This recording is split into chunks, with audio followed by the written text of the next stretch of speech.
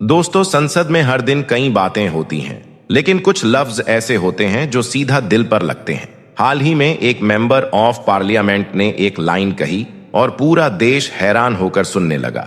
उन्होंने कहा, वंदे मातरम का जब मसला पेश आता है, जब यह कहा जाता है कि आपको ये जबरदस्ती गाना पड़ेगा, हम तब ये कहते हैं कि आप गाए, हम एहतराम देते हैं।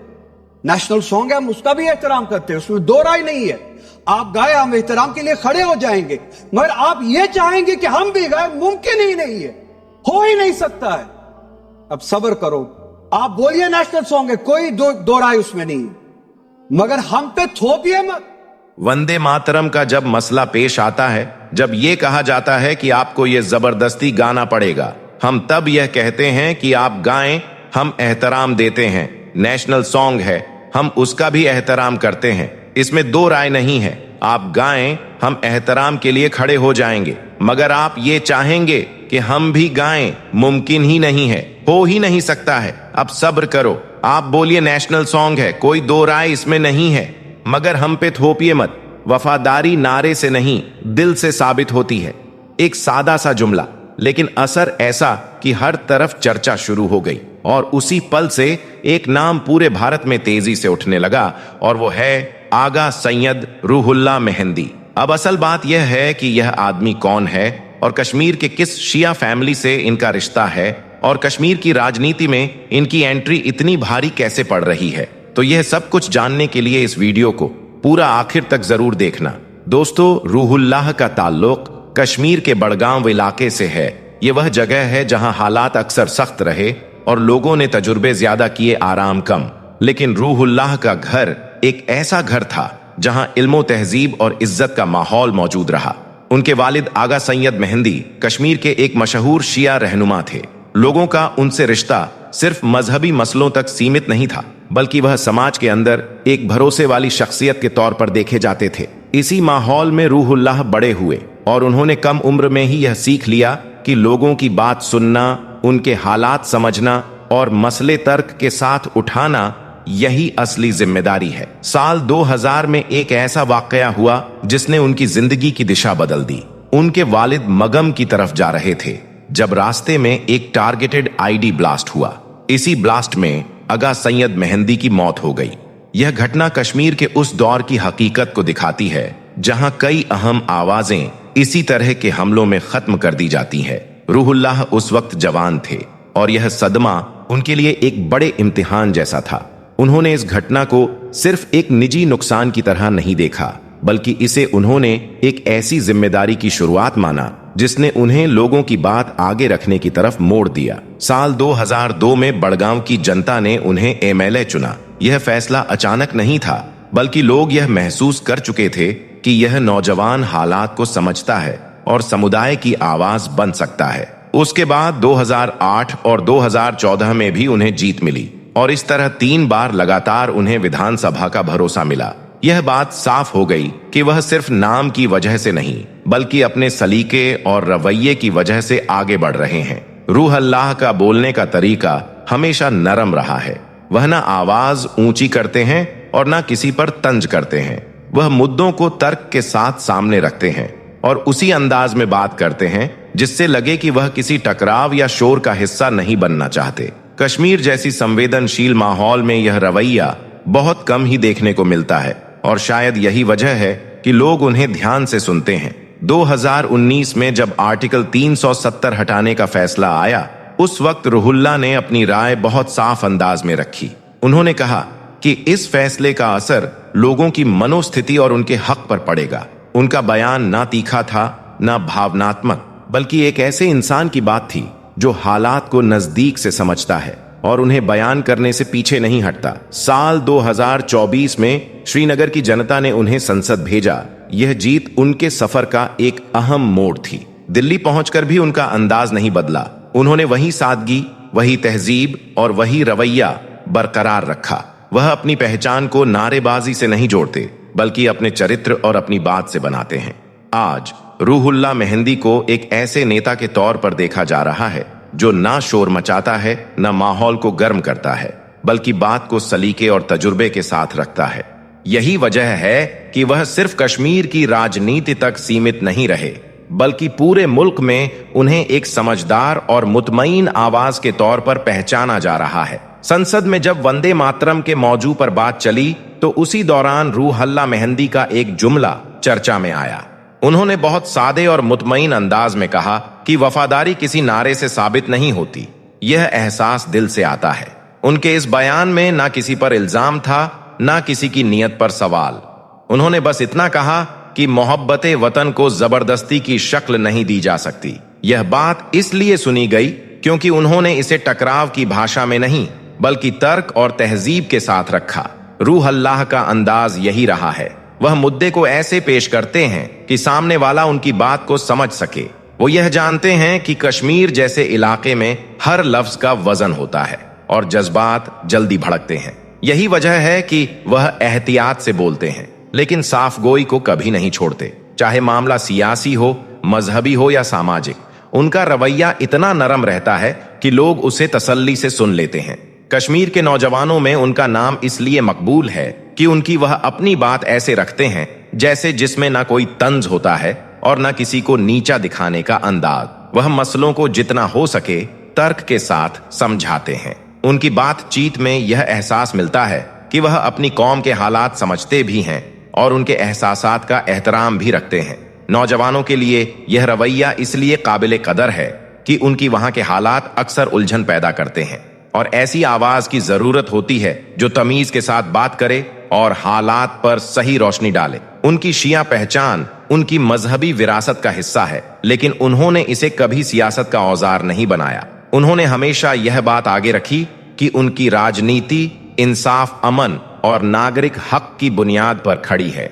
उनका मकसद यह नहीं कि मजहबी झुकाव से लोगों को प्रभावित किया जाए। वह हालात को अच्छे नजरिए से देखते हैं और उसी हिसाब से बात करते हैं।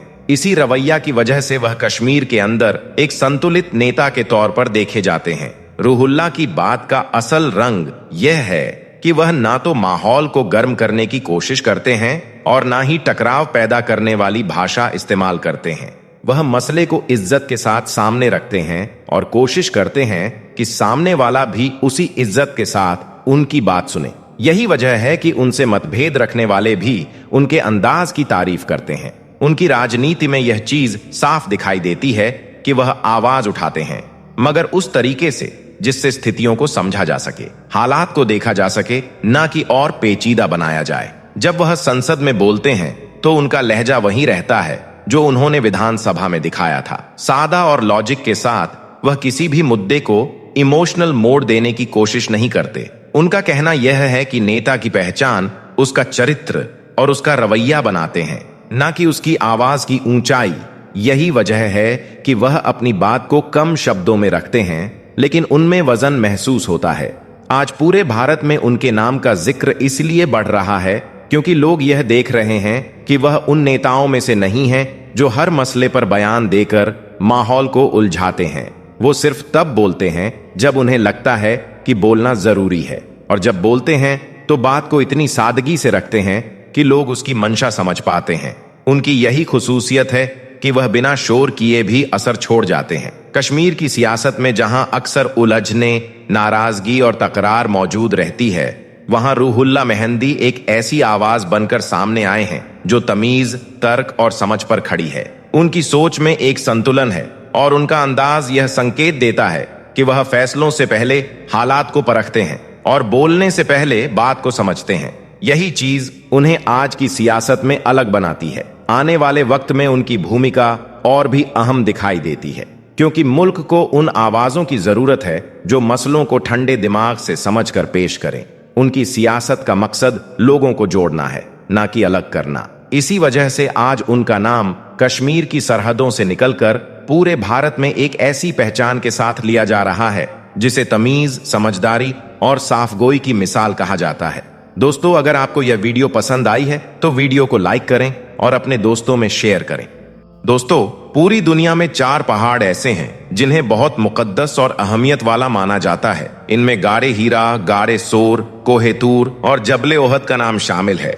लेकिन खबरें यह आ रही हैं कि सऊदी हुकूमत इन तमाम पहाड़ों को मिटाकर यहाँ मौजूद सहाबाए किराम की कब्रों को हटाकर उनकी जगह ऊंची ऊंची होटलों और इमारतों का निर्माण करना चाहती है। बताया जाता है कि यह सब विजन 2030 का हिस्सा है, जो सऊदी हुकूमत का एक बड़ा प्रोजेक्ट बन चुका है। इसी बीच सोशल मीडिया पर हाल ही में एक खबर ने खूब तवज्जो हासिल की। खबर यह थी कि जबले ओहद पहाड़ को गिराने के लिए प्रिंस मोहम्मद बिन सलमान खुद जेसीबी और बुलडोजरों के साथ वहां पहुंचे, और जैसे ही सहाबा इकराम की कब्रों को हटाने का काम शुरू हुआ, अचानक अल्लाह ताला का एक ऐसा करिश्मा जाहिर हुआ कि खुद प्रिंस मोहम्मद बिन सलमान के होश उड़ गए। कहा जाता है कि यह मंजर देखकर वह कांप उठे और वहां से फौरन वापस लौट गए। तो दोस्तों, आज की इस वीडियो में हम आपको इसी वायरल खबर की हकीकत से रूबरू कराने वाले हैं।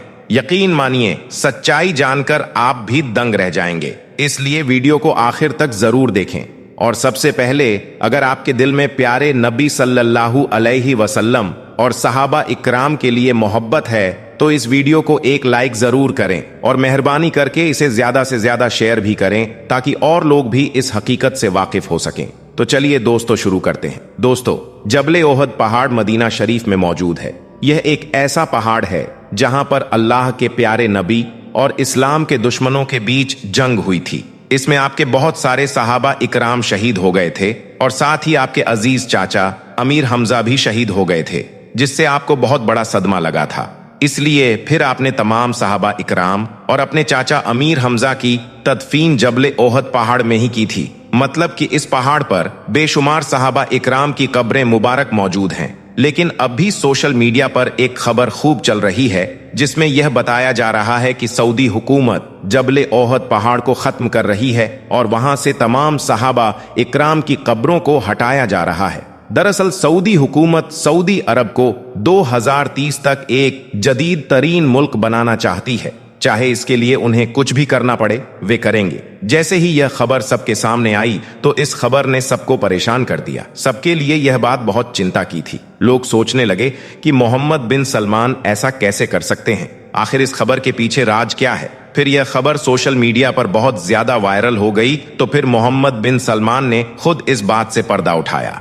इसके बाद प्रिंस मोहम्मद बिन सलमान सऊदी मीडिया के सामने आए और सबको इस खबर की हकीकत बताई, जिसे सुनकर हर कोई हैरान रह गया। प्रिंस मोहम्मद बिन सलमान ने बताया कि एक रात वह अपने नरम गरम बिस्तर पर सोया हुआ था। वह गहरी नींद में था कि अचानक ही उसे अपने ख्वाब में एक ऐसा नजारा दिखाई दिया, जिसे देखकर वह थर थर कांपने लगा। उसका पूरा जिस्म पसीने में सराबोर हो चुका था, इसलिए वह अचानक घबरा कर बैठ गया। दरअसल प्रिंस मोहम्मद बिन सलमान ने अपने ख्वाब में देखा था कि जबले ओहद पहाड़ में जहां सहाबा इकराम की कब्रें मुबारक मौजूद हैं, वहां पर उसे एक अजीब सी चीज दिखाई दी, जिसकी वजह से वह काफी परेशान हो गया। प्रिंस मोहम्मद बिन सलमान ने देखा कि जबले ओहद पहाड़ पर मौजूद कब्रों के पास एक बहुत बड़ा पत्थर गिरा हुआ है, जिसकी वजह से कब्र तंग होती जा रही है। लेकिन उसे यह समझ नहीं आ रहा था कि आखिर ऐसा ख्वाब उसे क्यों नजर आ रहा है। इस वजह से वह रात भर सो नहीं पाया और पूरी रात उसकी आंखें खुली रहीं। अगले दिन उसने अपने मामूली काम किए और सोचा कि यह ख्वाब शायद यूं ही आ गया होगा। पर अगले दिन फिर वह खुद को सुकून से सोने के लिए लेटा और लेटते ही गहरी नींद में चला गया। नींद आते ही उसे अपने ख्वाब में वही मंजर फिर से दिखाई दिया। वह फिर से देखता कि जबले ओहद पहाड़ पर सहाबा इकराम की कब्रों पर एक बहुत बड़ा पत्थर पड़ा हुआ है। वह पत्थर इतना भारी था कि कब्रें तंग होती जा रही थीं। इसलिए उसे आगाह किया जा रहा था कि वह फौरन वहां जाए और उस पत्थर को हटवाए। यह ख्वाब देखकर प्रिंस मोहम्मद बिन सलमान अगले दिन बहुत बेचैन रहे। इस बार वह इस ख्वाब को भूल नहीं पा रहे थे, लेकिन साथ ही उनके पास इतना वक्त भी नहीं था कि वह जबले ओहद पहाड़ पर जाकर देख सकें कि वहां क्या मसला है। फिर अगली रात भी उन्हें वैसा ही ख्वाब दिखाई दिया। इसी तरह 3-4 दिन तक यह ख्वाब बार बार आता रहा। यह देखकर वे बहुत परेशान हो गए। अब उन्होंने समझ लिया था कि अल्लाह ताला उनके जरिए कोई काम लेना चाहता है। इसी वजह से अल्लाह ताला उन्हें ख्वाब में बार बार आगाह कर रहा था। इसलिए अगले दिन उन्होंने अपने सारे काम एक तरफ किए और कुछ लोगों को साथ लेकर जबले ओहद पहाड़ पर पहुंच गए। वहां पहुंचकर प्रिंस मोहम्मद बिन सलमान ने चारों तरफ निगाहें घुमाई और इधर उधर देखने लगे। वह देखना चाहते थे कि जो मंजर उन्हें ख्वाब में दिखाई दे रहा था वह कहां दिख रहा है। मगर उन्हें वैसा मंजर कहीं भी नजर नहीं आया। इसलिए वे अपने साथियों के साथ पहाड़ पर आगे बढ़े। चलते चलते अचानक उनकी निगाह एक ऐसी कब्र पर पड़ी जिसके ऊपर एक बहुत बड़ा और भारी पत्थर पड़ा हुआ था। यह देखकर वे हैरान रह गए। इसलिए उन्होंने फौरन अपने साथियों की मदद से उस पत्थर को हटाने की कोशिश की, पर वह पत्थर बहुत बड़ा था और एक तरफ नहीं हो पा रहा था। इसके बाद प्रिंस मोहम्मद बिन सलमान ने जेसीबी और क्रेन मंगवा ली और उनकी मदद से वह पत्थर हटाने लगे। लेकिन जैसे ही उन्होंने वह पत्थर हटाया तो पहाड़ से एक और पत्थर गिरने लगा। उन्होंने उस गिरते पत्थर को भी संभाला और एक तरफ कर दिया, पर जैसे ही दूसरे पत्थर को हटाया गया वहां से एक तेज रोशनी निकली। यह देखकर वे बहुत परेशान हुए और उस रोशनी की तरफ बढ़े। जब वह रोशनी के करीब गए तो महसूस हुआ कि जबले ओहद पहाड़ी के अगले हिस्से का पत्थर भी बाहर की ओर निकला हुआ था, जिसकी वजह से यह तेज रोशनी आ रही थी। दोस्तों, याद रखें कि जब ओहद पहाड़ पर कई सहाबा इकराम की कब्रें मुबारक मौजूद हैं जो ओहद की जंग में शहीद हुए थे। वहां पर पहाड़ का एक बड़ा हिस्सा एक सहाबी की कब्र पर गिर गया था, जिससे वह कब्र तंग हो रही थी। इसलिए अल्लाह ताला ने मोहम्मद बिन सलमान को ख्वाब में यह मंजर दिखाकर उस पत्थर को कब्र से हटवाया था।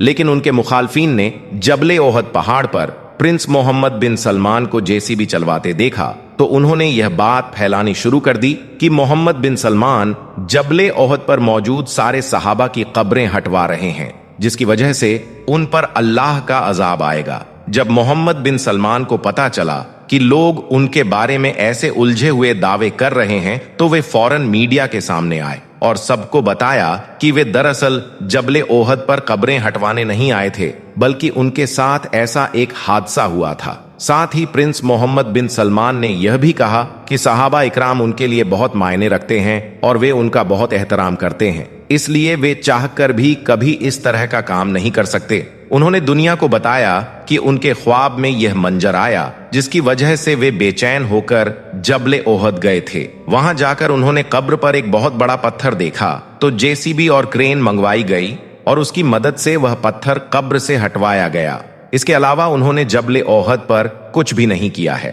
दोस्तों, अल्लाह के प्यारे नबी हजरत मोहम्मद सल्लल्लाहु अलैहि वसल्लम ने ओहद की जंग के दौरान अपने तमाम सहाबा इकराम को यह हुक्म दिया था कि चाहे कुछ भी हो जाए, तुम लोग इस पहाड़ को किसी भी सूरत में मत छोड़ना। अगर हम इस जंग को फतेह कर लें तब भी मत छोड़ना, और अगर हम इस जंग में शिकस्त भी खा जाएं तब भी मत छोड़ना।